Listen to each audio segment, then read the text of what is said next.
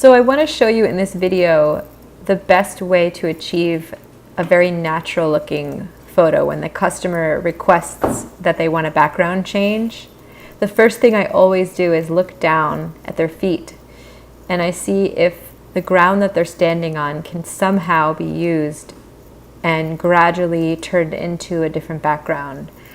This way we really can achieve a realistic looking photo because there's all these little shadows and the ground matches their feet, it's the right lighting, and a lot of times when we put in a completely different background, it's a lot of work to try to recreate those shadows and make it look real. So I try to find something about the ground that I can Google. Like here I saw that there's grass and there's pebbles, so I Googled grass with pebbles and I found this image, and I think this is a good image to work with. It has some grass, it has some pebbles, we can fade it in. Even though there's people right here, we're gonna get rid of them. So I copy the background, I paste it right on top of the image. I get it aligned with the top of the photo, and then by hitting Command and clicking on the layer, I come down here and I create a layer mask.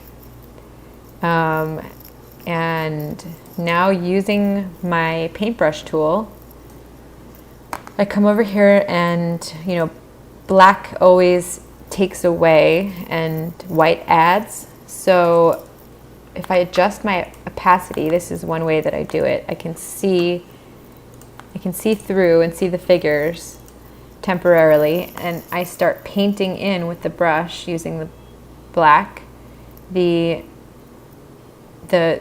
just vague outline of the figures. And if you notice up here, I have a layer where I've already worked on and completed it. And for the sake of this video, I'm going to skip to that very shortly. But so once I get the idea of the figures like this, then you can start fine-tuning it by pulling the opacity back in. So one of the ways to fade the foreground, if you look over here, from the pebbles, the original floor that they're standing on, to this, is instead of painting back in here where it's too harsh sometimes, you can also use the gradient tool as a way to work with masks. So you come up here, make sure you select the black with the transparent gradient.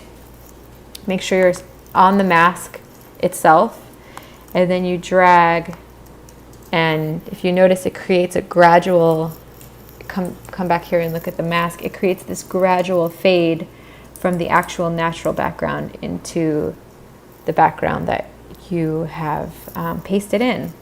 And then you can go in a little bit more, and if you want to make a smaller brush and add some of the original background back in, and kind of work with it to make it look real.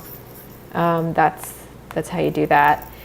And then as far as the figures, you just keep switching back and forth between a white and black brush.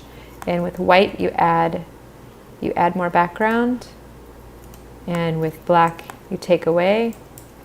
And there's certain areas where you might really want to get more detail, get more of a sharp edge, and in that case, you can even go in with, you can zoom in and go in with the pen tool and do some outlining really quickly, and